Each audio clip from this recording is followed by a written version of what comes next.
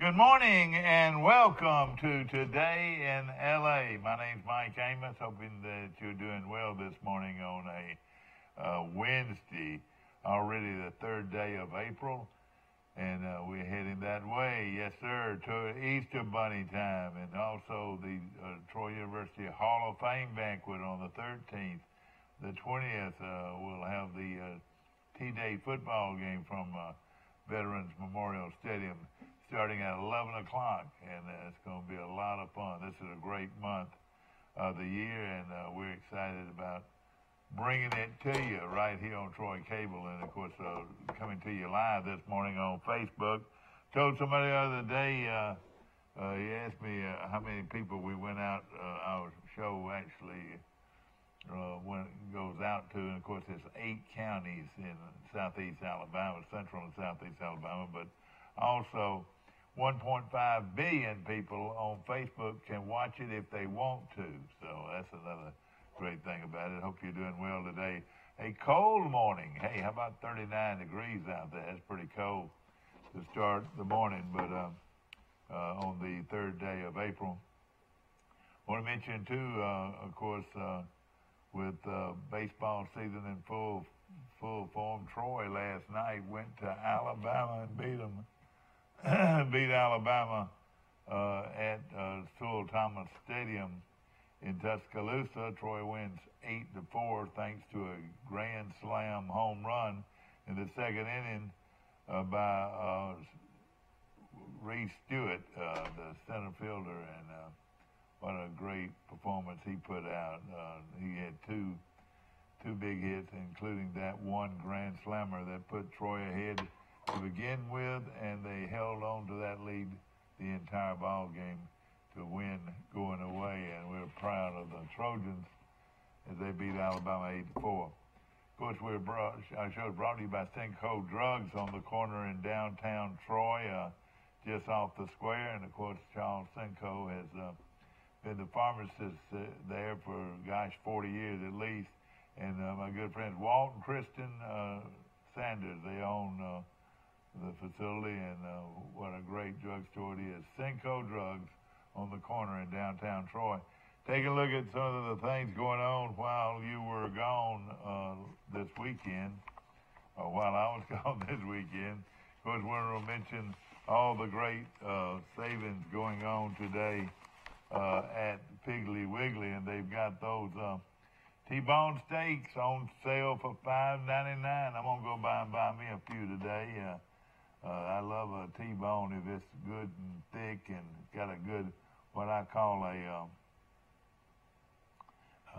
fillet. One part's the strip and the one part's the fillet. And I always look for the big, thick fillet there. Of course, the T-bone steaks are $5.99 a pound. That's a family pack, and that's going on all week at Piggly Wiggly. Also, you've got your assorted cut pork chops, 99 cents a pound. Large whole fryers, 69 cents a pound. Sunny sliced bacon, Sunnyland. Hey, how about this? 2 for $5 on your bacon this morning. Fresh fryer leg quarters, $4.95 a pound. And the sales go on and on and on. You've got your St. Louis style spare ribs are $1.98. And like I said, the sales go on and on and on with those delicious white seedless grapes, just $1.99 a pound. And I love their fruit at Piggly Wiggly right here in Troy. Of course, I want to mention a few other things. Judge Michael Bunn now is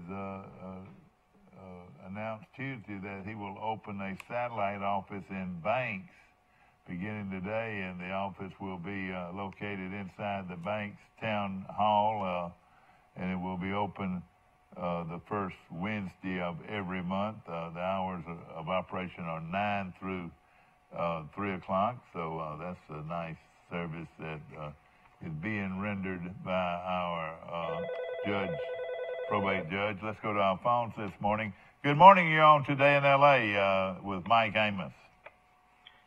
Morning. Where are you calling from, sir? Grayton Beach, Florida. Grayton Beach, Florida this morning. Is it pretty down there? Yeah, it was beautiful yesterday. I saw Mike Amos down around Laguna Beach yesterday. Looked like he was having a good time out on the beach. Oh, Mike Amos, he is a life for Riley, isn't he? We have been having beautiful weather down here. I think it rains, one time maybe in the last 2.5 weeks. So I like for it to rain. I like for it to rain every now and then. It kind of seems right right now like it's Atlanta, Georgia, and Grayton Beach, Florida. Though Yeah. I think it's about 90% Georgia tags I'm seeing down here. It's pretty crazy. Yeah, of course, it's still spring break is going on down there. I was down there this week, and boy, I tell you, a lot of Georgia people. You're exactly right. And there are a lot of baseball going on. I think this is maybe the last of spring break. I'm not sure. There might be another week, but I think this is the last of the big groups of people being down here. Yeah, exactly. No question about it. And Reed Smith in a grand slam last night as Troy beats Alabama 8-4. Reed Smith out of I want to say somewhere up in North Alabama, isn't he? Reed Smith is from Russellville. I have to look and see. I don't know. Of course, there was a big grand slam home run to start the game, and Troy went on with good pitching to beat them 8-4 last night. 8-4 over Alabama. Yeah, Troy's really playing good baseball now. They've won 4 out of the last 5 and are now 14-14. Alabama falls to 20-10. Alabama started the season red hot, one of the hottest teams in baseball, but has really struggled since conference play started. They're only 2-7 in conference, but big win for Troy. I mean, this is not the greatest Troy team in the world, so far. I mean, they might be really good by the time the season's over, but they're playing good baseball, and to go on the road and beat Alabama 8-4 is impressive. I was looking at the all-time history of the series last night. What would you think the all-time history of Alabama against Troy in baseball would be? Alabama won probably quite a few more. Yeah. Going in yesterday, it was 11-22 was Troy's record against Alabama, so now it's 12-22. So I was kind of surprised about that. I always thought Troy played Alabama a lot closer than that. I think Troy plays Auburn closer than they do Alabama. What do you think? I don't know. Well, definitely over the last 20 years, Troy's definitely got a winning record against Auburn. Yeah. Of course, a lot of baseball going on, too. Troy, Charles Simpson's junior varsity team lost a doubleheader against Rehoboth yesterday, and that was gets them. They were 15-2 in one of those games, so Rehoboth put it to them pretty good. The Patriots of Pike Liberal Arts failed to, but this is the girls' softball failed to Abbeville. They failed to Tauga Academy this yesterday, 6-4 loss to Tauga, and some other games going on. I read on Facebook that Troy won 4 games up in Fort Payne. Charles Henderson did. The boys did. They're really on a tear. They're playing real good baseball right now, and I know they're excited. Hannah Calhoun is an outstanding pitcher for Goshen, and they ended up winning big this weekend. The Eagles surrendered. Pretty good last night. Troy won in front of 3,337 fans. That was a pretty good crowd. That was a pretty good crowd. Pretty good crowd. Brooke Bennett led Luverne to a victory over Goshen in girls softball. A 7-run inning cost the Lady Trojans. They've got so many age groups. I don't know if I'm talking about varsities or junior varsities or what, but Charles Simpson's Lady Trojans managed 3 hits and they're 13-0 loss to Rehoboth. So Rehoboth's been wearing Troy teams out, it looks like. Also, Troy freshman Leanna Johnson has been tabbed as the Community Coffee Sun Belt Conference Pitcher of the Week. She is, of course, outstanding. Listen, what's happened here? Troy freshman, Leanna Johnson, and of course she's a product of Brantley High School. Took the awards after picking up a win over North Alabama and 2 wins over University of Tennessee Arlington. This is a young freshman, Mike, out of Brantley that's so good. And she's given up only 1 run in the last 22 innings. And listen to this. She worked, and she has a ERA, listen to this, .32, and is fanned 11 batters. Freshman pitcher 2-hit shutout over North Alabama, and then came back and beat UT Arlington twice. I reckon that's where that works. Johnson has dazzled in the circle, entering the week ranked 10th nationally in victories with 16.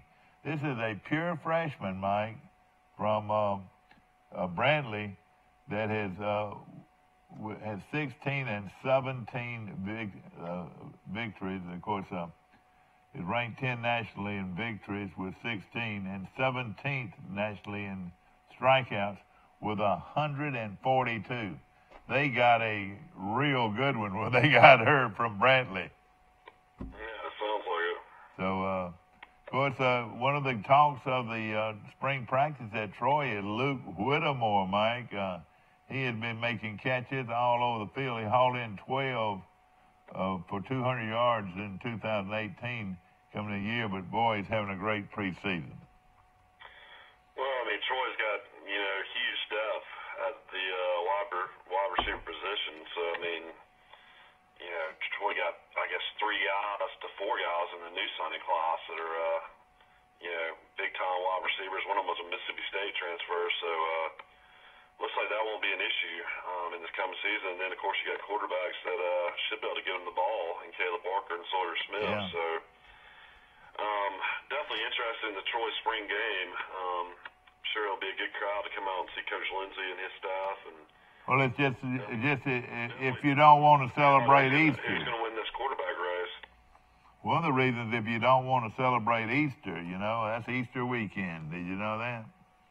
Yeah, I heard that. That's time most folks hide eggs, I forgot I'm going to be in Florida, but Troy's softball record is 26-13. They're 8-4 in the conference, so they're having a good year. They really are. They really are, and I'm tickled pink for them. And anytime you get this kind of pitching, I know people from Brantley are excited. Bernie and all them probably didn't surprise them at all how good this girl's been. Man, how cold is it in Troy today? It's 49 down here right now. Hey, how about 39 when we woke up? That's been pretty cold. So out at the airport is a little bit colder because it's down in that around that river basin there, Yeah, I have to see how Troy's new basketball coach did last night with TC2. I didn't get to watch much of that game. They were losing. Yeah, they got beat pretty bad. In that first round of the championship, Final Four championship. Your buddy, that group out of Tennessee came back and won, and so they'll be playing for the championship. Wow, what a great story that is. So David Lipscomb, which used to be an NIA school, made the jump to Division I, won last night, and will play for the NIT championship. Pretty amazing. Well, they're right down the street. They won 71-64, and Texas blew out TCU 58-44. Mike, they're not much more than a block away from Belmont, and then you got Vanderbilt a couple of more blocks away. So those 3 schools are right next door to each other, and the best team looks like is your bunch of guys.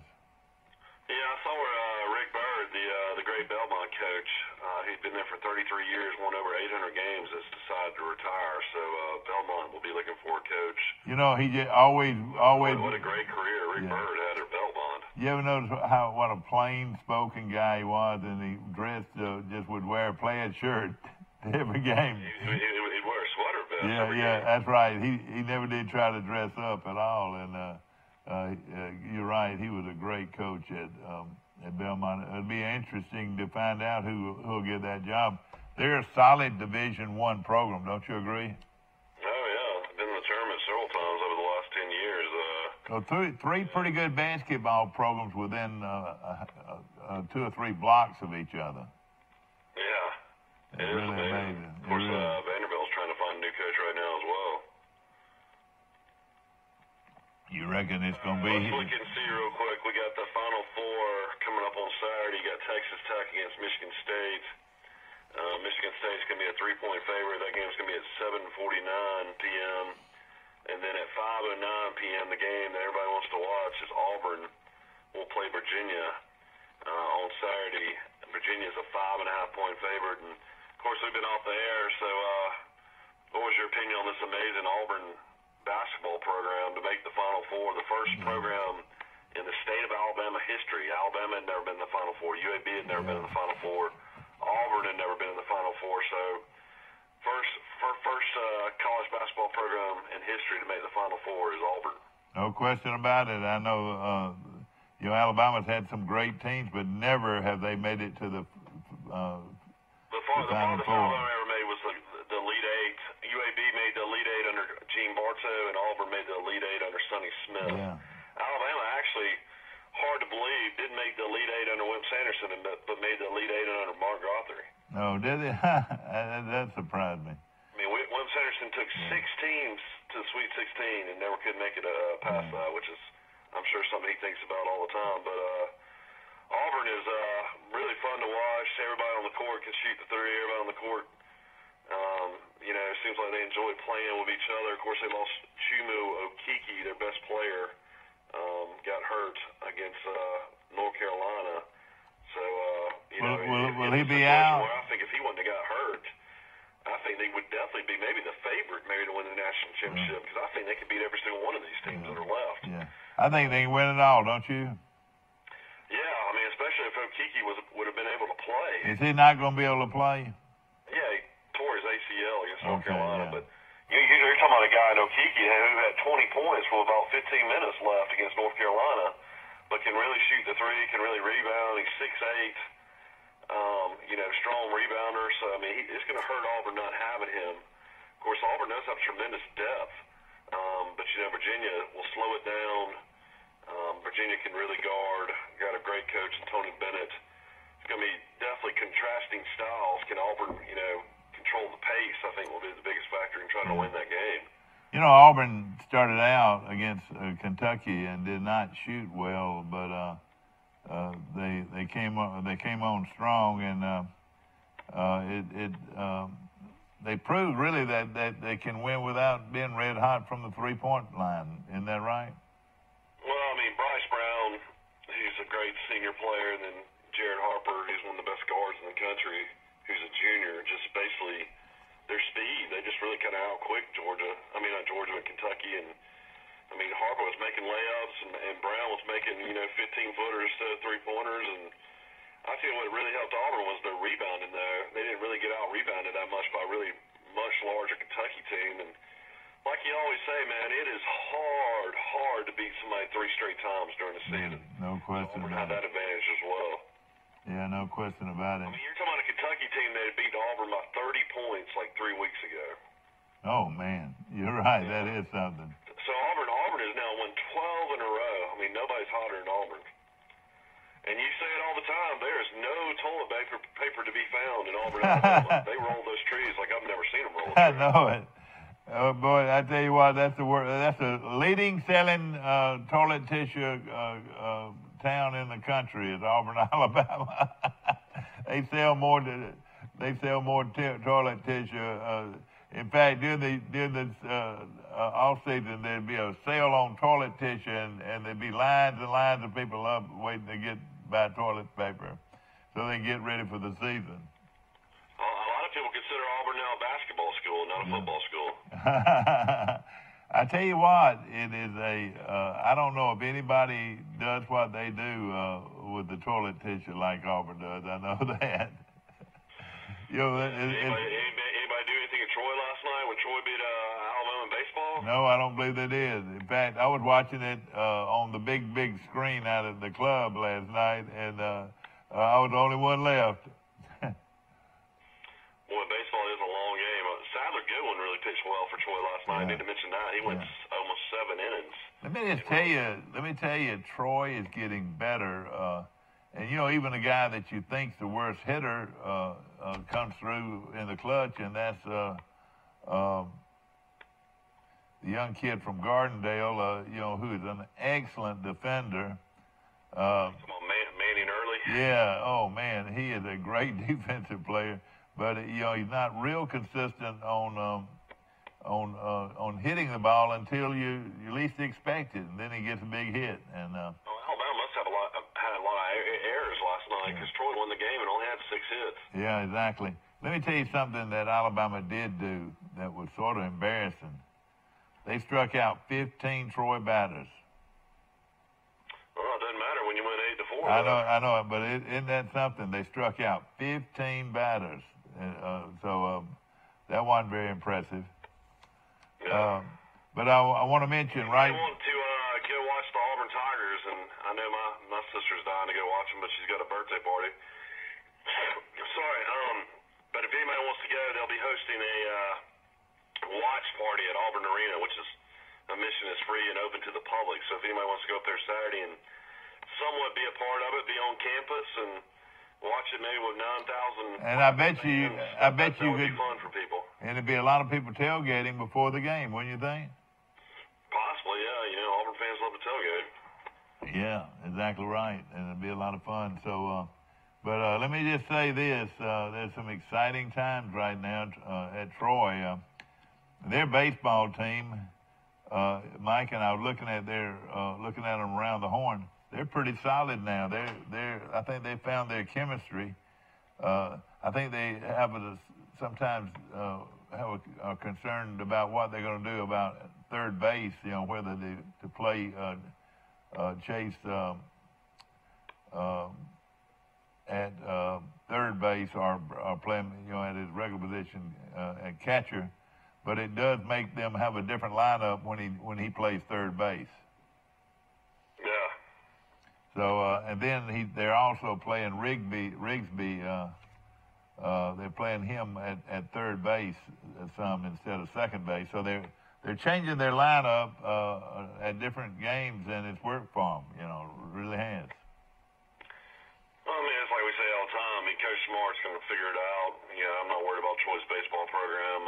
You know, there's a long season, and like we always say, you know, it's all about when you're playing hot, playing your best ball. You know, you want them to be playing your best late in the season, and Troy might be one of those teams that might play their best later in the season. Yeah, no question about it. I mean, they're 14-14 now. They're gonna have to hit a spell where they win about, you know, go about 15-5 in these next 20, and you know, then you got a chance. Yeah, no question about it. I want to mention again, of course, a lot of things going on right now. If you're looking at your calendar, Troy University's Hall of Fame ceremonies will be on Saturday night, Saturday night week at the Trojan Arena, and that's always a big weekend. And then the next weekend, 11 o'clock kickoff from Veterans Memorial Stadium is the annual Troy University T-Day football game, and it'll be a great opportunity to see Coach Chip Lindsey's team play. And what have you heard about Alabama this spring so far, Mike? What jumps out at you? Well, I mean, everybody at Alabama's talking about Mac Jones is really impressed as a backup quarterback, so it looks like there's not going to be the competition a lot of people are thinking about with Tyson and Talua Tumpaloa. It looks like Mac Jones looks like he's a solid number 2 right now. Of course, we'll see the spring and see what happens. He threw for over 300 yards last year in the spring game. But they're talking about defense. You know, they're trying to change the philosophy a little bit. Got new coaches involved, and you know, Alabama's got a lot of changes, you know, on offense and defense with coaches. But seems like everything's going pretty well. I mean, they're making some changes on the offensive line. That Evan Neal, the 6'8", 370-pound player from IMG, apparently is already starting on the offensive line. For Alabama already? Guy's playing high school football this time. This past fall, and is already projected to possibly be a starter at Alabama. And And how big is he? 6'8", 370 pounds. Boy, oh boy! And now about going to IMG, did he play an extra year of high school ball? No, that's just that's just a high school place to play, but it's like where all the elite athletes go. Yeah. So it's no different than being coming in as a freshman from somewhere else. It's just you play basically with the greatest athletes in the country. Yeah, no question about it. But they said Jerome Ford's looking good at running back. He was a red shirt from last year. They said Robinson, the kid out of Hillcrest, Tuscaloosa, is playing well. Of course, the receiving core is loaded. So I think Alabama's going to be good. It's just really coming around to defense more than anything. Can you shore up that secondary? Now, they lost Diggs last season, who was projected to be a first-round pick. So Diggs coming back healthy, Terrell Lewis coming back healthy. Both of those guys are first-round picks, according to the NFL experts. So offensively, Alabama should be really good on defense with the new coaching staff being back. I think they got a lot better coaches on staff this go around they did last year. Golly, how do you know, Mike? How do you know? Well, I mean, these guys are proven commodities. Yeah. I mean, you're bringing back guys that had been coordinators. I mean, Charles Kelly was the defense coordinator at Florida State when they won the national championship. Sal Sinceri has coached in the NFL for 20 years, coached at Alabama for 3 or 4 years. I mean, yeah, he always carried the briefcase, didn't he? I don't know if he carried the briefcase or not, but I mean, it's just one of those situations where I feel like they've got an older staff now. Who is Kurt Flood? Have you ever heard of Kurt Flood? Yeah, he used to be the head coach of Rutgers. I actually had a pretty decent record at Rutgers. Well, now he's got 2 former head coaches on his staff. Mike, the former Tennessee coaches on his staff. He's got Bush Jones, and then he's also got Sal Sinceri. And Kurt Flood. Now, who does Sinceri? I mean, not Sal Sinceri. He's got Steve Sarkisian. Sorry, he used to be the USC coach. And didn't you say that Kurt Flood was a former head coach too? Yeah, Kurt Flood was a former head coach at Rutgers. So they've got 3 former head coaches on his staff. That's right. Isn't that something? That's something, no question about it. Of course, we're talking basketball, Auburn-style basketball, and it's just amazing how good teams can be if they're playing good at the right time. And Auburn was playing good at the right time. They looked like they were about to lose it midway, but they finally got their chemistry going. Is that right? Yeah, I mean, I said after I saw them play Alabama, and then they beat Alabama in Tuscaloosa, and then they beat Tennessee at home. I mean, you could tell they were starting to really gel. I mean, when it comes down to Auburn, though, I mean, just everybody can shoot. I've just never seen a roster where everybody can shoot the 3. Yeah. Well, they're fun to watch. I mean, they're hard to not like. I mean, I'm an Alabama fan, and I mean, but it's hard not to enjoy good basketball, and they're fun to watch and play. I mean, It's one of those things where I have no ties to anybody else that are left. I definitely don't care about Virginia. I definitely don't care about Michigan State and Texas Tech. So, I mean, it wouldn't be the end of the world for me if they won the national championship at all. Yeah.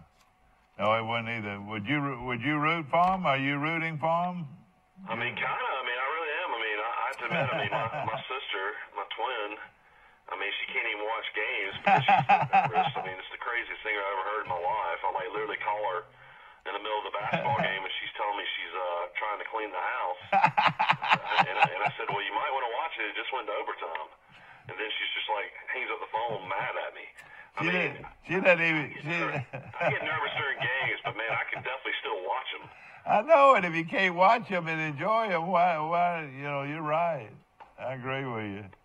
But I mean, especially when you're seeing something that's never happened before. So I mean, she tells me now that she went back and watched the North Carolina game like 4 times. Oh, did she? And she said she watched like the Kansas game 3 times. That's what a lot of people are forgetting. Like, I mean, you beat the Blue Bloods. You beat Kansas, North Carolina, you're right. The 3 most winningest basketball programs in the country, and the most followed programs in the country too. You're exactly right. That was you broke the hearts. I'm going to definitely talk to her Saturday and tell her she's got to watch that game. I mean, it's history. Yeah. Well, of course, you're right. We'll be in Birmingham, man. We can all watch it together. Yeah, no question about it. Should be fun. Want to mention, of course, some of the. I was listening to their offensive line coach Ryan Pugh mic'd up, and boy, he's energetic and fun to listen to. If anybody goes on TroyTrojans.com, you can listen to the new offense coordinator, offensive line coach. He played at Auburn, but boy, he's a fiery guy out there coaching. You'd enjoy watching that. What at Troy now? Tell me about it again. Yeah, on just TroyTrojans.com, they have their coaches mic'd up, and he's like coaching his offensive line. Yeah. And it's really fun to watch. Also, if you go on TroyTrojans.com, they'll take you through the new, the end zone. Show you the weight room and the coaches' offices and the locker room, and they'll show you all the amazing sports. On TroyTrojan.com. Yeah, they'll show you all can we do that now, guys? Can we do that now? How long of a feature is it, Mike? It's short, just like 2 or 3 minutes. Well, I wouldn't mind if we could show it. We're gonna take a break in a moment, and maybe we can show that. I don't know if we have that capability or not. Mike Amos calling in from the beautiful, beautiful, quaint little community of. Located, where would you say that was located, Mike? Grayton Beach, Florida. It's about 2 miles from Seaside and about, a mile or two from Blue Mountain Beach. So it's in between Blue Mountain and... how far are you from 30A? Are you a part of 30A? How far are you from the... I'm on 30A. I know, but how far are you from the restaurant where you get off 98 on the 30? Well, 30A starts from Rosemary Beach and goes to Santa Rosa. Yeah. That's all 30A. Yeah. And of course, they missed the red bar, I'm sure, don't they? Yeah, that's what my wife and I were talking about yesterday. We're like, man, there's so many people down there and there's so much traffic. I can't imagine that the red bar would have been open. It would have been unbelievable. Yeah. Let me put you on hold a minute and bring in this other call, if you don't mind. Good morning. You're on Today in L.A. How you doing? Marcus, Max, how you doing? Max Howell calling in from Fulton, Mississippi. Max, hold on. Let's bring Mike in. We're going to put you on hold if you don't mind. Okay. All right. And we'll bring go conference 1, conference 2. Okay, we got you on, Michael Max. Got you on, Max? I'm here, yeah. All right, 1 second.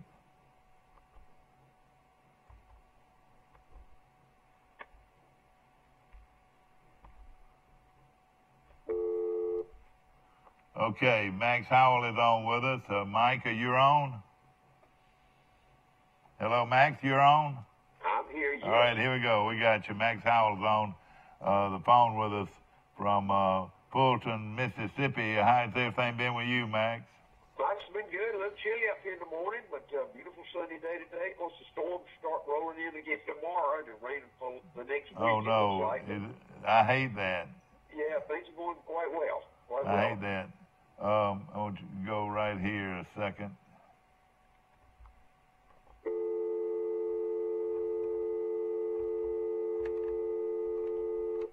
There we go. All right, got both of you finally.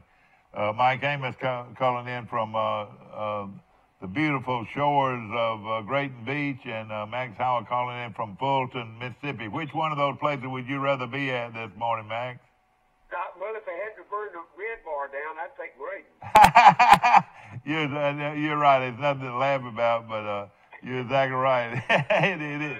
Max, if you ever come down, I'll take you to some other good restaurants in Grayton. There's some really good restaurants down here. Hey, there's an Italian place called Baraga. It's the best Italian restaurant I've ever been to. Mike, remember, I lived in Destin for 11 years. So I'm very that's right. Yeah. Well, I ate a couple of nights at Mike's. Mike, their oyster bar, and boy, it was crowded, but I had some wonderful shrimp, and it was very similar to my shrimp and grits. It was really good. Oh, man. Mike, you can just go up and down that coast anywhere, though, really. Most of the food places are just outstanding, I'll tell you. Yeah.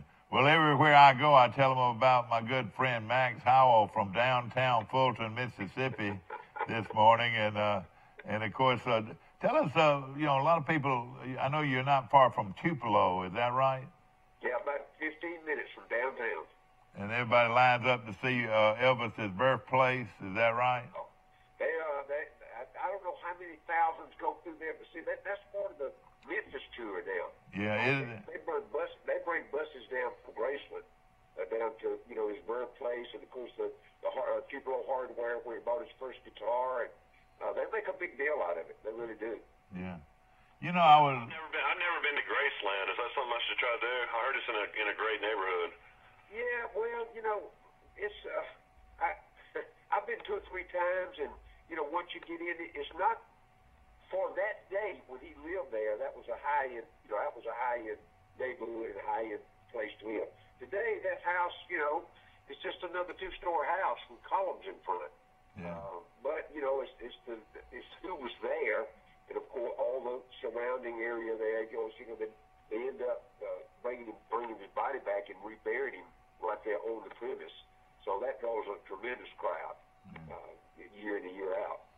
Yeah, Dad always says that was the worst mistake they ever made when they buried Coach Bryant in Birmingham. If they would have buried him in Tuscaloosa, it would have been a lot more fanfare around it. I think that's probably right. And just think, in fact, every ball game there'd be thousands of people lined up just to see his grave. You know, you're right, no question about it. Well, Max, we're full-fledged into the spring practice going on everywhere, and of course next week or the weekend of the 13th will be spring practice for most people. I know Alabama and Auburn have their spring. What do you hear from all those camps? Do you know? Well, yeah, you know, I'm staying pretty close in touch. This is a kind of a teaching period right now. I talked with some folks at the University of Georgia yesterday, and also right in the middle of it. It looks like Georgia can't keep theirs out of jail, and that's 6 arrested, I think, in the last 2 or 3 weeks. Oh, no. Over there. They've got a mess going on with Kirby and some of those kids. But you know, as far as the on-the-field stuff, Ole Miss is still, you know, trying to divide. They got 2 new coordinators. They're trying to decide, you know, what kind of system they change in the front, defensive front, on the defensive side. Their offensive line has got to be improved tremendously. Got a new quarterback, obviously, so I think they're probably a 6-6 team at best this coming year, and I think that's bad for Matt Luke. I don't think he'd survive at that, but that's neither here nor there. Mississippi State's rocking along. Their defense won't be nearly as good as it was last year. They got a new quarterback in the Thompson kid, who was a redshirt junior now. He looks like he'll get the start. They had a decent recruiter, but Mississippi State won't be back up there with 9 or 10 wins either. I looked for them about 7. Then, of course, you know, Coach Saban said the other day that he's decided to name 2 of the starting quarterback. I thought that was really smart on his part, since they don't have another one right now. Matt Jones is the only other guy they got on camp. Well, with any kind of experience, they got to his younger brother. And, of course, Coach Bryant's great-grandson's there also. But those are 2 freshmen that haven't got a lot of publicity yet. Yeah. And of course, you know, at Auburn, we don't know, Mike. You know, here's my point about Auburn. Bruce Pearl ought to get the head coaching job. I'd be on the Bruce bus tomorrow. Yeah, he makes him play hard, doesn't he? He does. You know, that's so. I read Lynn Scarver's comment yesterday. He said, you know, talking about Kentucky and Duke and Kansas and all had 12 McDonald All-Americans. Auburn's got 12 guys that eat at McDonald's. And I think that's about it. But I thought they've done a remarkable job in getting to the Final Four. Yeah. And the kids play hard for him. And, you know, we can talk all you want to about his history and all the stuff that's going on there. But those kids, when they hit the floor, and I truly believe they could beat Virginia coming up this week. I think they're more physical. And I applaud the officials for letting them play in the last 3 or 4 ball games I've watched. Yeah, you're exactly right. You know, sure don't want it to come down to a referee's call on who wins the championship. Right. Absolutely right. No question about it. Of course, it's exciting times, you know, this time of year. And we were mentioning just a while ago that Alabama has 3 former head coaches on their staff now this time around, with Sarkisian, and then the former coach at Tennessee. He's one of them, and Butch Jones. Butch Jones, yeah. And then the other one is the former coach at, what did you say, Mike? Head coach at Rutgers, Kurt Flood's the new offensive line coach. Yeah. So Coach Saban's done a good job, guys, like that. But it's almost become a rehab center over there for guys trying to, bring their career back. And he's provided that opportunity for them. He really has. Yeah. But I hope they can do a better job at the end than they did this past year. They got out-coached and outplayed at championship game. I think the real key. That's one thing people don't realize. I think Dabo's had maybe 2 assistants to 3 assistants leave in the last 8 years, and Saban's had 30. That's true. That's right, Mike. That's very true. And that has something. There's something to be said to that. That stability on the staff, man. It means a lot. The kids feel more comfortable. We can talk all we want to about the system, and we all know what Alabama is saying in the system. We understand. But the personalities that come and go on that base, each kid's handled differently because of the coach's personality. Yeah. So, you're right. That stability there has certainly paid off for Dabo's winning. Yeah, no question about it. I was looking at these coaching staff. Mike, this Charles Huff is the associate defensive coordinator. That name sounds familiar to me. Well, you talking about Sam? No, Charles Kelly. No, not Sam, but Charles Huff. Charles Kelly, that was at Florida State under Pruitt. You know him personally, don't you, Max? Don't you know Charles Kelly? Yeah, I do. He's from Ozark. Yeah, that's right. He's been around. He's been around and done a good job most everywhere he's ever been. Yeah. I haven't seen his name pop up on the head coaching list yet. Yeah. Maybe that's coming. Maybe he's kind of waiting on the right situation for him. Yeah. Well, and now Charles Huff is on the staff, but he came from Mississippi State. He's a running back coach. I was wondering. I've heard that name before. And also the offensive line coach is Brian Banks. I've never heard of him before, but I'm sure he's very well. No, he's a defensive line coach. Brian Banks is a special teams that's right. coordinator. That's right. Line coach Kurt Flood. That's right. You're exactly right. And then they got another guy from the Mississippi State staff as the defensive line coach. I think his last name is Bennett, maybe. Yeah. Yeah. Moore had lost 2, I think, 2 or 3. Well, he lost 2 coaches to Alabama. He lost 2 to Alabama, though. You're right. Again, I don't think you can nail down the reasons why until the season starts. Then I think we can watch those positions and we see if those kids get coached up. Yeah.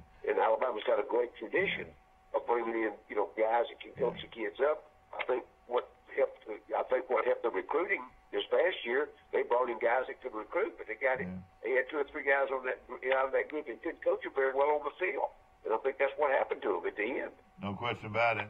I want to mention our good friends at Bird Drugs on the corner in downtown Troy, looking for a wonderful breakfast this morning. They've been cooking breakfast since 7 o'clock, and the food is wonderful. And Doche, right next door to them, got the best cinnamon rolls I believe I've ever eaten. And they're located right here on the square in downtown Troy. Max Howell's our guest. Max Sarkisian is one of the more respected coaches in the country, isn't he? And Alabama had to pay a bunch of money to get him to come back, didn't they?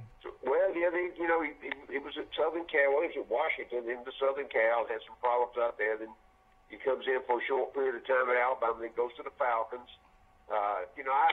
Sometimes you wonder, though, Mike, how the guy comes with all kind of credentials, but every stop is different. But it's because of the kids, the type of program you're running, and I'll be interested to see if he can handle that. I don't know. I'm a show-me guy. Yeah. Because there have been some guys that came out of nowhere that ended up being, outstanding young coaches and moved on up the ladder pretty quickly. And then you've got others that have made it in some places that fell flat on their face at others. Yeah. Some guys can call plays and some guys can't. Exactly right, and how to foresee what's coming. And, you gotta be thinking 2 or 3 plays down the road. You can't, you just can't make a decision on what's going on in the field at that particular time. And Malzahn, which did a great job in the bowl game calling plays. I think he's well respected calling plays, but. Do you want your head coach to have to worry about calling plays? How many of them do that now, Mike? Neil Brown does it. Yeah, Neil Brown does it. Yeah, but I think he's gonna do it in West Virginia too. Dana Holgerson, who left West Virginia, calls his own plays. Yeah. Okay. Exactly. A lot of people say Gundy calls his own plays at Oklahoma State. Yeah. Well, I'm sure there must be a bunch of them then. I mean, one of the greatest coaches in SEC history called his own plays his whole career. Steve Spurrier. Yeah, that's right. And he just retired. How about this? This is interesting news. Georgia to play a home-and-home against Florida State in 2027, 2028. Will Willie Taggart still be at Florida State? No, he won't be there for this year, I won't predict. Yeah. He's got to do some things. That was a wrong hire, guys. That was a wrong hire for the wrong reason. Yeah. When they made that change. That's, he is not. Look, when you got that many guys wanting to transfer, you got that, you don't command respect from the guys that there, or most anywhere on the recruiting trail, anywhere else. That's internal problems, and the kids pick up on that extremely quick. And I'm gonna see, I'm gonna watch the program very, very closely this year and see. But I haven't seen anything yet that makes me think he's going to survive. No. That'd be interesting who they would hire there. Yeah. Well, they're gonna need a home run hire because that's right. But there'll be people lined up from here to Drayton Beach. That's trying to get that job. Oh yeah, no question. I mean, that's a high profile, and Coach Bowden, and really Jimbo maintained it till the last year or so. If it's won the national championship down there, so I mean that school is that program. Finances, I don't know. I mean it's a little bit different. Booster Club has a huge amount of input, probably more so than most schools, because that's where all the money is. And, when you were there, did you ever get to hang out with the great Burt Reynolds? Oh, well, listen, we had him in every weekend on recruiting. I mean, I bet that was good, wasn't it? We brought him and Pam Anderson we flew him in every weekend. You mean he bring old Pamela with him? Absolutely. You don't think we missed that opportunity, do you? No. What kind of guy was he? Oh, he was down to the earth. He was just a good old country boy. I'm telling you, he's he donated a lot of money to that program that people didn't know. I mean, he and Coach Bowden were, really best of friends, and anything Coach Bowden needed outside the budget, he just picked the phone up and called Burt, and let money be there. Yeah. It worked out well for him. Yeah, no question about it. Isn't that true? They say that Burt Reynolds and Lee Corso were roommates at Florida State. Isn't that crazy? Yeah. Oh, really? That is. That goes to show you how old Burt Reynolds was, doesn't it? Or me, Mike. He was close to 80. Max, I tell you somebody else that was a dear friend of mine for a long time, and of course his son played at Troy, was a quarterback here at Troy, Danny O'Toole, was Ed O'Toole. He and Coach Bowden were big buddies. They were, yes. You remember him? And of course Ed, coached at Enterprise High School, and of course played under. Ed played for Bowden at Howard, didn't he? At Howard College, yeah. Also Johnny Shoemaker. Did you ever know Johnny Shoemaker? Yeah, man, that name comes back from. I hadn't heard that name before. Yeah, well, Johnny was the head coach at Lakeside High School, a little private school in Eufaula. But earlier, he was a quarterback at Howard, and he was a quarterback at Howard when they beat Troy so bad that time, Right. And but he's a great guy, and married a girl from Troy, and a lot of people remember Johnny Shoemaker, and of course he was from Childersburg. Where is he now? He's still living in Eufaula. He's still living there. He's retired, of course, but a great guy, talking to Max Howell this morning on our show, ladies and gentlemen. And of course, Max, a lot going on. Georgia's also agreed to play Clemson, and I saw that. In 2032 and 2033. That's a long ways away, isn't it? Hey, I probably won't be around then.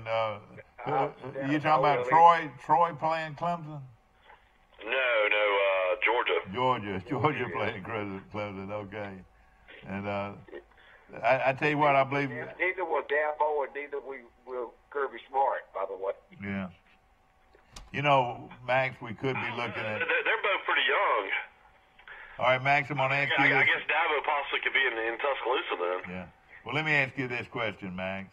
Is it going to be Clemson and Alabama for the next 3 or 4 years, or who will be the next person to come in there and knock one of those off?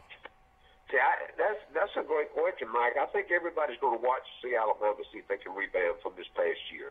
I don't think any doubt. I don't see anybody else, that can match them right now on paper. Yeah. But we got to see Clemson every year. Don't think about this, guys. Every year they play one close or they'll lose one to somebody they're not supposed to. But I understand why you can't keep them up to play at that level week in and week out. Now, the good thing for Clemson, they play in the ACC. All right. Well, Florida State, Miami's down. Yeah. They in good shape. Yeah, exactly. They also had Trevor Lawrence with 2 more years before he can go pro. That's very true. That's even. That guy looks like he could play pro ball right now. Yeah, I think the NFL wished he was coming out this year. He is. You're right. He's an amazing guy. In fact, he reminds me a lot of the guy at Philadelphia. That's so good. Well, right now, if you reminds me of a young Peyton Manning. Yeah. Let me ask this, Max. Right now, who's the next team to come in and dominate like Clemson and Alabama? Well, we'll start in the SEC. I don't think you can rule LSU out right now. I think Joe Burrows has turned them around completely. I think they're going to be better. Their running game will be a little bit better. They got this son, I think, one of the top 2 or 3 running backs in the country. Their offensive front is going to be good, and their defense is always good. But the other side of that is we know that Texas A&M's got all the ingredients to put everything together. Do you know the head coach personally, Max? Do you know him? Ogeron? Ed Ogeron? Yeah. Jimbo. Yeah, and Ogeron. Oh, yeah. He portrays himself as somebody that might be carrying a heater on him or something. He seems like a real hard-nosed type guy. Is he? He is. See, my best friend is his best friend. Pete Jenkins is his best friend. Oh, yeah, exactly. And I just tell you, you remember Pete came with us. Oh, yeah, very, very well. He's been around, and he's probably the most acknowledged defensive line coach in America today. Yeah. I called him yesterday, guys, and he took my call. He was on the podium speaking to the coaching staff in Georgia and took the call on the podium. And that's good. I know y'all are close friends, and of course Atkins brought him in here to coach with you. Is that right? He did. Yes, he did. And I learned. And I'm gonna tell you, I learned a lifestyle from Pete Jenkins. Yeah. I really did, Mike. The guy is the hardest working guy today, even as he was back in the '60s. Well, is he still coaching, or is he through now? He does camps and seminars now. Yeah, I got you. 12 contracts that he does. Oh man. He does 4 in the NFL and 8 in the SEC. Mm-hmm. That's amazing you say that, because the guy on the Air in Birmingham, Cole Kublik, talks about Pete Jenkins like that. I mean, people just he was at Auburn, just praise him. They talk about him as one of the greatest coaches ever. I'm telling you, at every level. And why, guys? He's such a finite detail guy. Yeah. He covers everything. I talked to him last night. We're speaking to a big LSU group on May the 4th down in Gulf Breeze, Florida.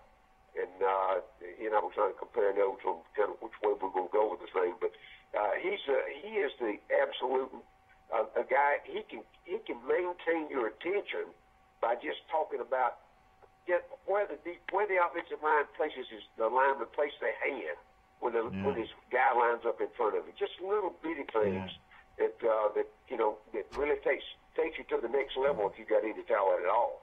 Well, you know, you coached offensive line at one time, and if you move, the hand has to be the first thing back in the old days, but a lot of them don't even put the hand down anymore, do they? That's right. They go for a 2-point. That's true, because everybody's in the shotgun seats. Yeah. When I was doing it, Mike, they were under the center. And all you did was look for that hand to move, because that's what had to move first. So you moved on. Yep. But now, let's see, they've refined the game a lot in the last 20 years, particularly. Yeah, and of course, it's no way in the world to me. I would think that somebody could block as hard coming out of a 3-point stance compared to a no stance. You would think somebody would be come off ball a lot harder the other way. Well, it is, Mike, but I'm going to tell you that you remember the defensive guy's got his hand on, and his first move, he's got to come up. Yeah. So if you're already up, so you got the advantage. Offense has got the advantage if you start in a 2-point stance. I don't care if it's run blocking or pass blocking. And they're holding them. They're allowing them inside the shoulders. They're able to hold them without even being called, don't they? As long as they don't put their hands outside their shoulders. Yeah. Right. You can grab on them. You can't tackle them, but I've seen some of that happen as well. Yeah, exactly. Yeah, the offense has got the advantage. Do you still agree, though, that at almost every play there's somebody holding? Oh, yeah. Yeah, the officials, as long as it doesn't interfere with the play, if it's on the backside, if they're running a sweep around to the left side and some tackle on the right side, they don't ever call that. Yeah, exactly. Ever. Max, I was talking to somebody this past weekend that were here. Troy had their junior camp, and a bunch of juniors were here this weekend watching practice. And there were some from Early County, Georgia, you know. And just think of the great players that have come out of there. And I was reading today about a young man that plays for Jacksonville University. His name is Aaron Yarber. And he played at that's you know, of course, his daddy played at Auburn. Do you remember him? I don't know. The name doesn't ring a bell with him. You remember him, don't you? Do what him? I must have lost Mike. I think I've lost Mike. But what are you talking about, Ted Yarber? Yeah, Ted Yarber's son, Mike, plays at. There's a write-up in the Dothan Eagle today about him, and he plays at a Division III program, Jacksonville University. Okay, that's in Jacksonville, Florida. Yeah, but he came out of that's right. He came in Jacksonville, Florida, and he came out of Early County. A long time. Troy used to pick up quite a few guys out of that South Georgia area. Mike, that's Is Bobby Oldham from there? No, Bob's from Swainsboro. He's from Swainsboro, but Troy had a bunch of them. The Hall boy was an All-American there, and Rick Hall, his daddy, was a superintendent, and was a great player come out of there. And Reginald Hutchinson was another one. Jeff Cotton came out of Arlington, Early County. Yeah, I remember Jeff. He played in Early County, and Troy really had a lot of success with those South Georgia kids. Yeah, I was always surprised about Austin State never made the jump up to 1AA at least. I know it. I wonder why. State Division II. They won the national championship this year, though. Yeah, I know it. And I've always wondered why they didn't, because it's a pretty big school, isn't it, Max? Yeah, it is. It is. But see, we talked a little bit about that last week, about the philosophies of the universities and, you know, and how the administration and board of trustees feel about moving up. And, I mean, there's a lot goes into money. We all know about the money situation it takes it, and get that commitment to make the programs last, because it's just not about your football program. You know, you got to put the 18 sports on the field, men's and women's. You're right. To maintain to maintain Division I status. Exactly right. Max Howell calling in from Fulton, Georgia, and of course, now during this time of year, what are the junior colleges over there doing? Do they? Man, they're entertaining. They're recruiting just like the senior. Do they have a spring practice and all that? Their days are a little bit less. They can only do. I think they only do like 12 contact days. They got 30 days to get it in. And they try to spread that out and maybe contact, no more than twice a week. But it's run very similar. The one here in Fulton is run very similar. I go to practice occasionally when I see them out there. They run it just about like the More than SEC schools do. Are they big in basketball too? Do they play much basketball? But baseball is bigger. Is it real big? The Alabama team is number 6 in the nation right now in baseball. It's just amazing what Mississippi has done with all these junior colleges, and I don't believe there's a stronger junior college program in the nation. Maybe possibly out in California would be any better than Mississippi's junior college program. No, I say it's 14 here in this state that compete in all sports. And it's the biggest league in the country. California's got more schools, but their league division is not like the one in Mississippi. Yeah. In every other state, most other, I think Kansas, Nebraska may have 5 or 6. I think Texas has got 4 or 5. Georgia's got 1. Then there's another step in between that we don't talk much about, and that's the prep school. That's the IMG in Orlando, Union up in Virginia, where you can go in and play at a junior college level, but it doesn't count against you yet. You get an extra year of high school then, is that right? That's right, 6 years of high school is what it is. Yeah. Talking about the junior colleges, how many are there in Mississippi? 14 that play. 14 that play, and they all of them have all-weather surfaces on their fields, and they've got first class. They all got great facilities now. That's the thing you think you'd see. But you know what? You know how many students in this school, in this one little junior college here? There's 8,000 students. Oh man, really? Yes. I was wondering where they got their money, to operate. Do a lot of the colleges give them money? No, it all comes through the legislature. They're separately funded as a state university. It's within the state university system. And of course, they get federal grants and scholarship money, and it's a big enterprise in this. Now, again, do they have to graduate from junior college to play Division I? It depends on going in, Mike. If you're a qualifier with ACT or SAT score and a GPA, if you're a qualifier to go to a Division I, you can stay 1 semester at junior college, or you can stay 1 year, or you can stay 2 years. All right, let me ask this. It makes them mad, though. Doesn't it make a junior college coach mad when somebody gets one of their guys after the first year? I think the good ones, they know it. They understand the system. I will say this. If a junior college coach gets upset because of that, then he's not long for this world. I understand. In this level. Because, you better know when you go into this whole different set of circumstances in recruiting. When you go into the junior college system, you expect let me tell you, one here this past year, I think they went 7-3, made the playoffs, got beat in the first round. But when he started the school, 65% every year are freshmen. That's what maintain those guys that that most of them either transfer out or they'll drop out of playing, or there's several reasons why they don't.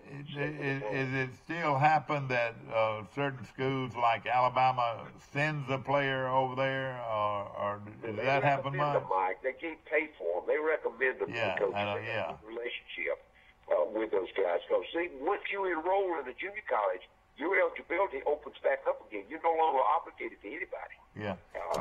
The coaches that kind of help the major colleges. It's a lot different when I came along. When I came along and recruited in that area, then I had certain coaches I knew that were either graduates when I was at Ole Miss.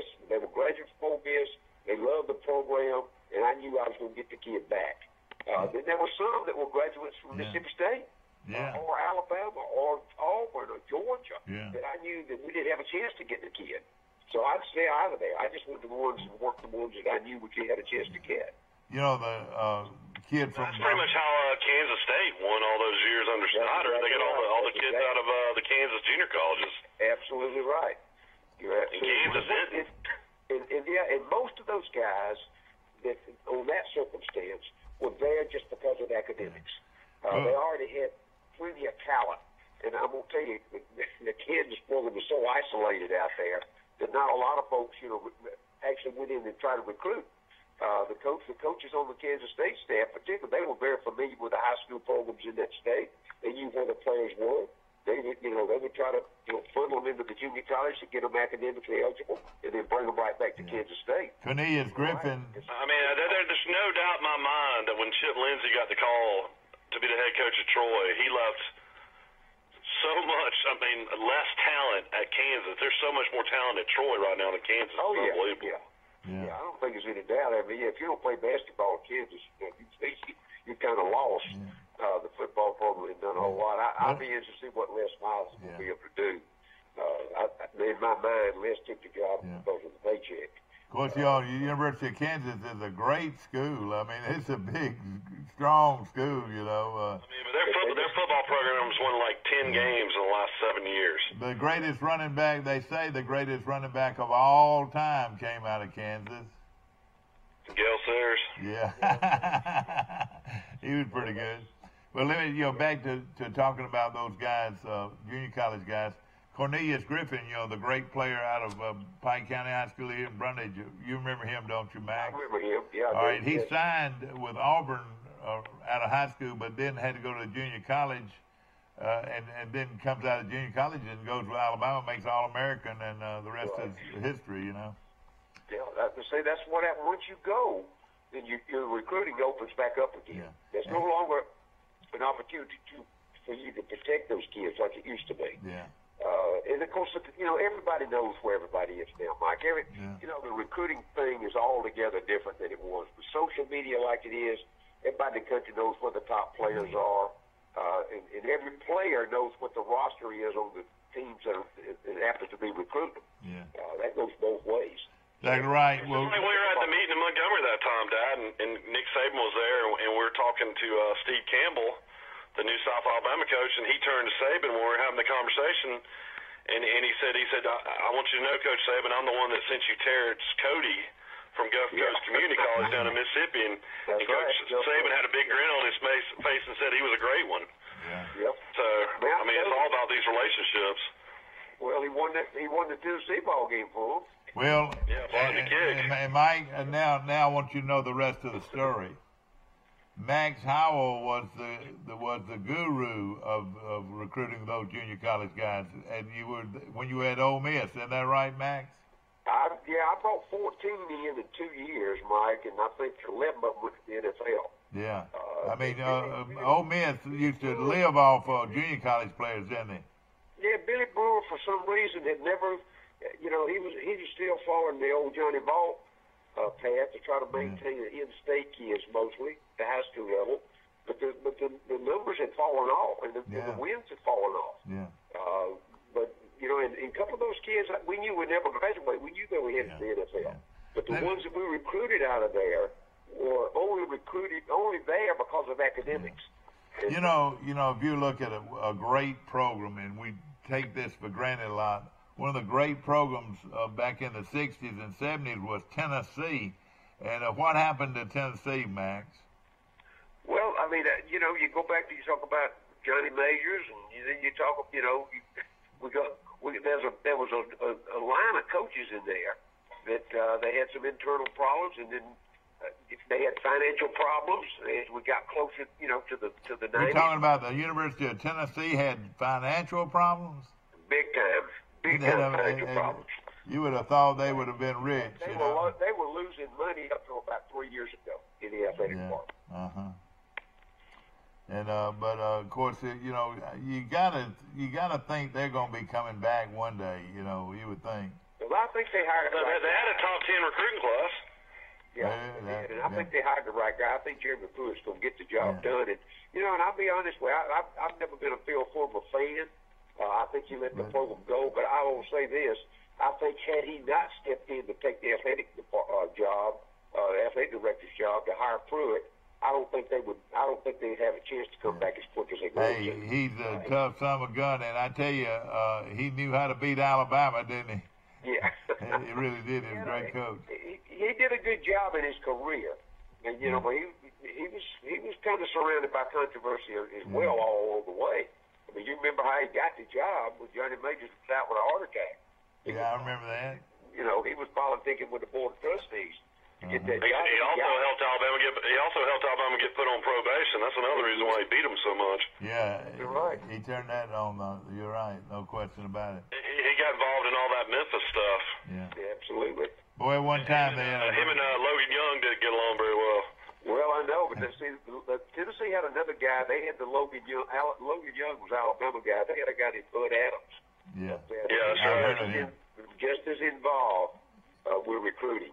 And Max, now I've been told this, or it seemed like over the years, and you could answer this question easy, that it was not a lot of great football players to come out of the state of Tennessee. They had to go, out of all the teams in the SEC, they had to go outside the state to get them. Is that right? Mike, the Memphis market had tons of players, but academically it was so bad you couldn't recruit them. So, I mean, I think just go through the list. But really, at one time, though, Tennessee was not loaded. The state of Tennessee was not a great state to recruit out of. Is that right? No, the numbers were, the high school football wasn't as good. And the numbers, and then the good athletes, I said academically couldn't qualify to get in. That's why everybody stayed away. Billy and I came to the conclusion in 89 and 90, we weren't even going back into Memphis to recruit. Because it wasted time and effort, and everybody had their hand out and everything else. The only guy I can remember that y'all got out of Memphis was Larry Gross. You remember that linebacker, Larry Gross? Right, but he was not from Memphis. He was. I know he was from Athens, but he played yeah. He played it at Memphis. I remember.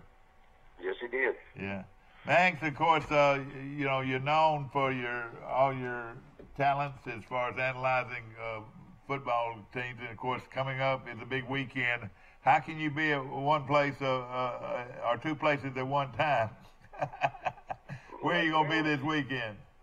This weekend, I'm gonna kind of just get ready. I'll be down there with you guys on the 13th. Yeah, that's right. I just made reservation to come right back the next weekend for the spring game. So. You gonna come back for the spring game too? I'll be back the next week. So we're gonna have you 2 weeks in a row.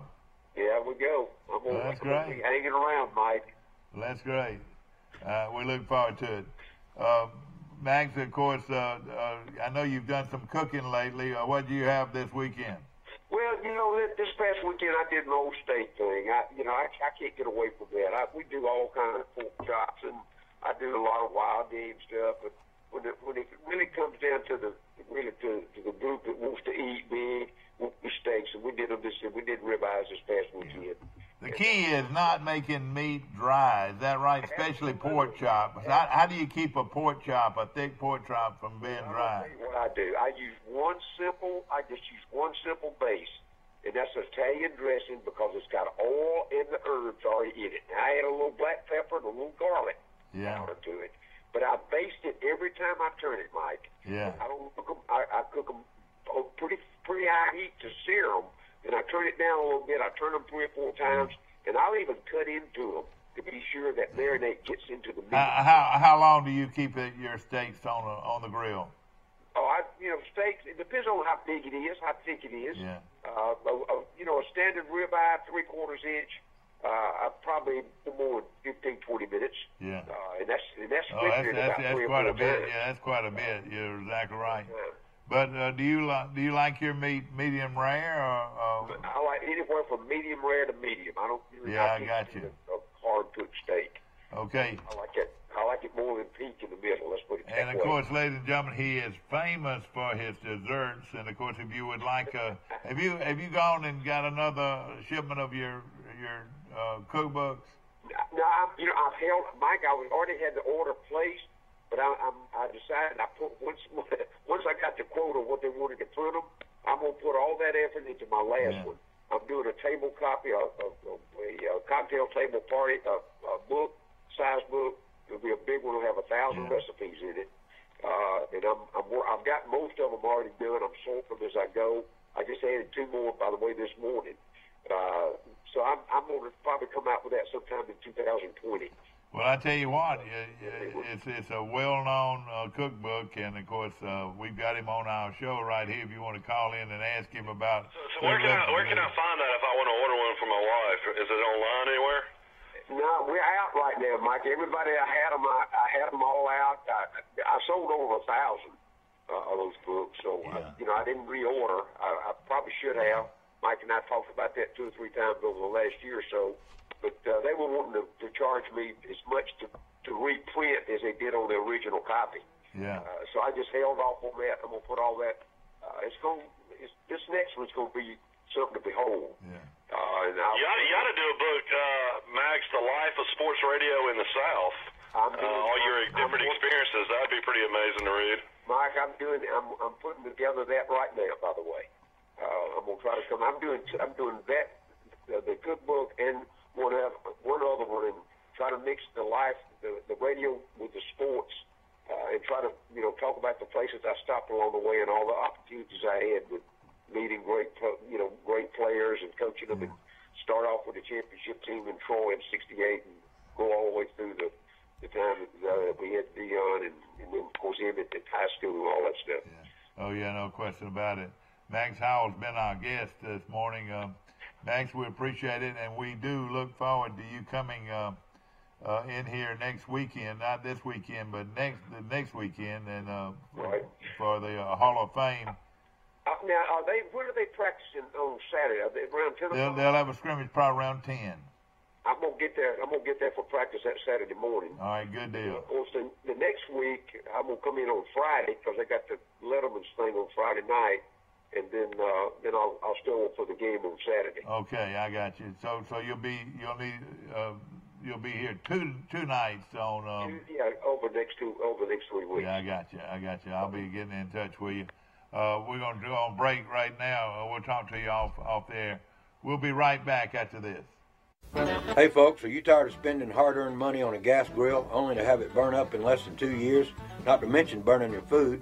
Here at Southern Grill and Patio in Troy, Alabama, we carry the Holland Grill line.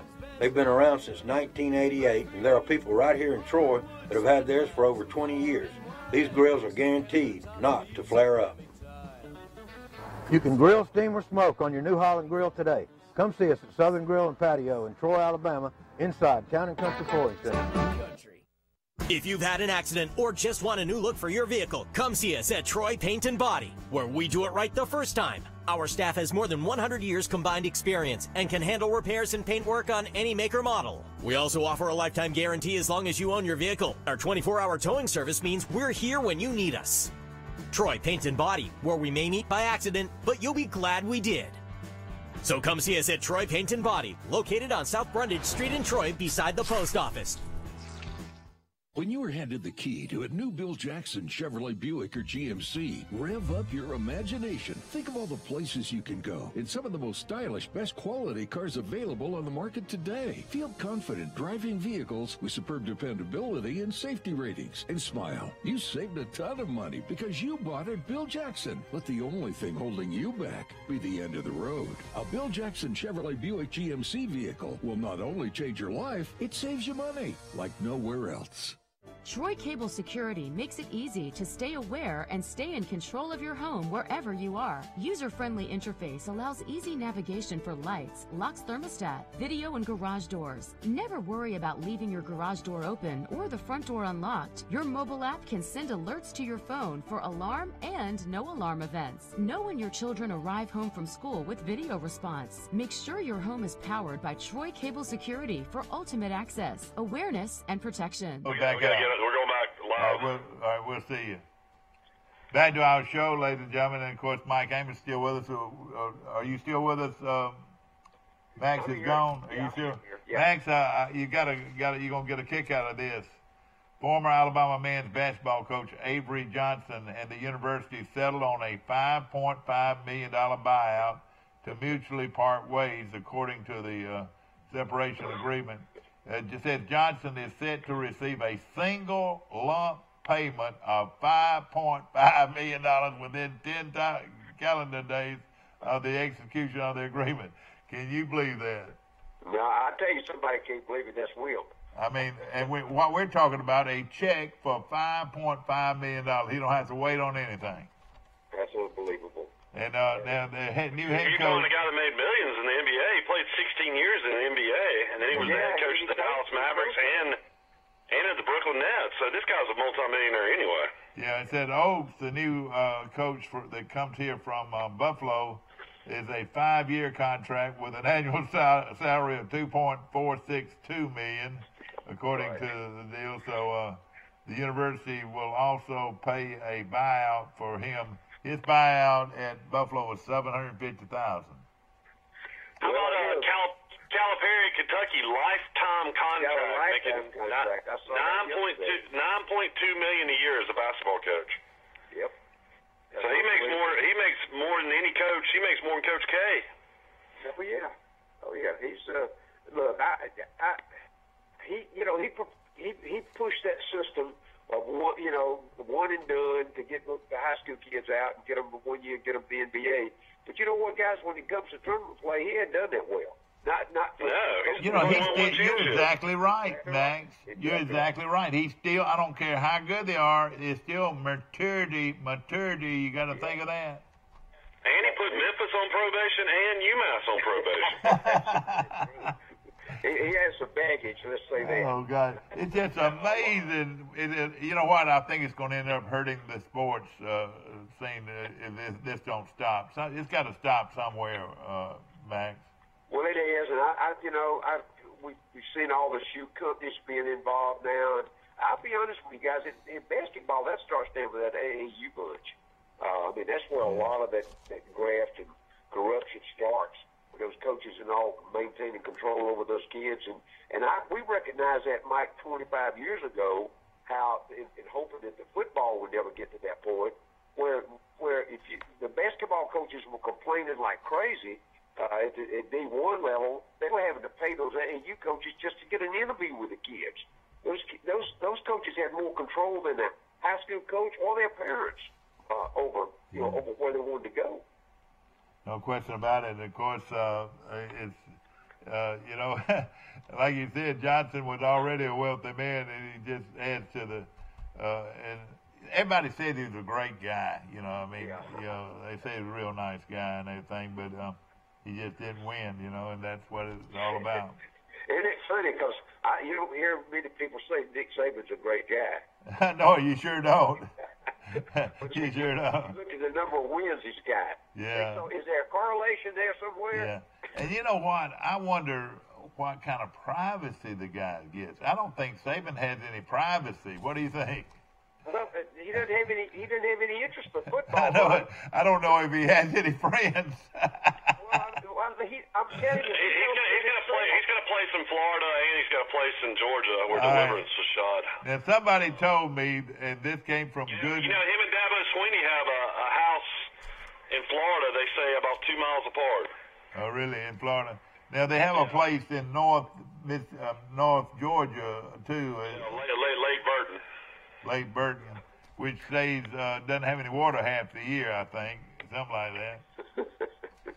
But you know what? They said that was his fun thing he'd like to do, Max, would drive skateboards. Not skateboards, but ski boards. What do you call them, Mike? Those ski. You talking about ski boats? Yeah, ski boats, or whatever you call them. That was one of his fun things he liked to do. Well, when he quits coaching, I guess he'll drive his Mercedes. That's his other pastime. Yeah, exactly. He's got 2 dealerships now, understand?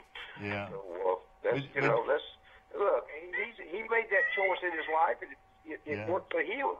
And I think he lives a fairly private, modest life. He doesn't get out and he's a very charitable thing now. They built 20-something homes, I believe, in Tuscaloosa, or for Habitat, and he's done. He and his wife, give money back to communities.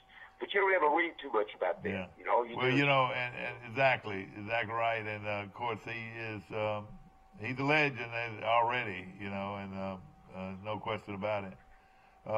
Max, of course, we hope you have a great week. And of course, I know you're gonna be busy and getting around to different places and so forth. And we appreciate you giving us your time today. And of course, we look forward to hearing from you next Wednesday right here on our show. And then, of course, we hope to see you at the Troy Hall of Fame ceremonies on Saturday night a week. I'll be there. Yeah. And then, of course, the spring game is going to get into your hiding Easter eggs, Max. Well, my daughter's going to the coast. She lives in Columbia. Yeah. We'll get up Sunday morning and drive back to Montgomery to meet she and her husband. That'd be great. On Sunday, if they head toward the beach. Hey, Mike, quickly, one thing we go. How's Troy spring practice going? It's going real good right now. They've got. I was going to mention this to you. They have 5 scholarship quarterbacks. That is a lot for a school like Troy, isn't it? Yeah, it is. It really is. And of course, don't you think they'll probably cut that for 3? Well, I'm gonna tell you what. This young freshman that they got out of Florida is a good-looking kid. He's a red-headed kid, and he's a good football player. He was impressive to me throwing the football, and of course, right now, you know. The number 1 quarterback's not taking any hits, and then our second guy is awfully good too. So Troy is loaded at quarterback, it looks like. Well, I hope they can, I hope Chip can bring them back around. I look forward to get a chance to visit some with him over the next couple of weeks. And then the Watson kid out of Lee County, Florida, Georgia, is also a good player. In fact, right now, I would say this, and I know I'm saying this, boldly. I think Troy might have. I think right now the one with the least experience is a kid from Vanderbilt, but he's a good-looking kid. But Troy's got five solid quarterbacks.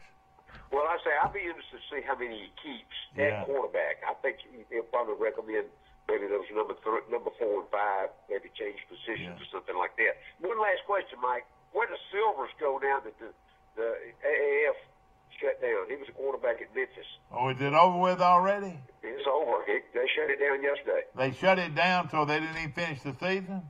Yeah. Oh, yeah. They ran out of money. Oh, boy. They had borrowed $200 million the first 2 weeks. Well, he won the last ball game, didn't he, Mike? Yep. Mike, are you still on? Might have lost Mike, but that's news to me. I didn't realize that. Now, they shut it down yesterday, Mike, and I just wonder where. Of course, I followed him. They didn't win, but I think he won 2 or 3. But they had Johnny Manziel as a backup to him. Yeah, that's right. And he maintained the start of it. I think he's going to get a shot in the NFL. I hope he does. I think somebody will take him on a roster just as a free agent. Yeah, I hope that's the case. No question about it. But they don't play. They weren't going to play but 8 games. Why didn't they finish it out? It's a shame. They didn't have the money to pay them. Isn't that amazing? That's the amazing. kids wouldn't play. Yeah, no question about it. Has there yet to be a league that did make it? No, it's not. And that one, I understood that one was going to be underwritten by the NFL. Yeah. But they shut down the European League, where they were sending kids over there. They brought them all back to this country, and they would do it. But there was not enough money. Not enough. I went to a couple of ball games. One in Birmingham, one in Memphis. And there might have been 10,000, 12,000 people there. Yeah, I mean, it's just, I've been to high school games with more people there than that. Yeah. And then I watched games in the weekend. And you got to remember, there were some of those teams that didn't even have an NFL player on there. And then there were some that Steve Spurrier down in Orlando, who was by far the best team in the league. He had about 10 or 12 players that had played in the NFL. Exactly. So his talent level was a lot better. I'm sure that sort of embarrassed old Steve, but like you said, they probably gave him a lot of money to. Oh, there's no doubt. Look, he's made the numbers don't even matter to him anymore. Yeah, remember when he went to the Redskins? I remember that. He had a 5-year contract for $25 million. Yeah. And he coached 3 years there, and he quit. He retired. He said, "I can't cut this more." Yeah. Well, I forget the guy's name. The owner wrote him a check for the full $25 million. Oh gosh. Oh yeah. Oh man. Then he went on to South Carolina, didn't he? Oh yeah. Then he did a great job at South Carolina, and it made money there. Then I don't know what they paid. Couple $100,000, I think, for these 8 weeks, 6, 7 weeks that he coached in this league. About it. So he didn't. Steve Spurrier is retired a wealthy man. No question about it. Well, thank you so much, Max. Look forward to hearing from you next Wednesday. Yeah, I'll call you next week. Thanks. All right, take care. Max Howell calling in from Fulton, Mississippi this morning. One of the top analysts you'll find anywhere in college football. Ladies and gentlemen, I hope you have enjoyed our show. We went sort of non-break today, but we did show all our sponsors, and we appreciate them so very much for being a part of our show. Watching us, also, you can watch this show again at 1:30 each weekday, and of course we appreciate you very much for watching our show. See you tomorrow, bright and early, today in LA. Bye.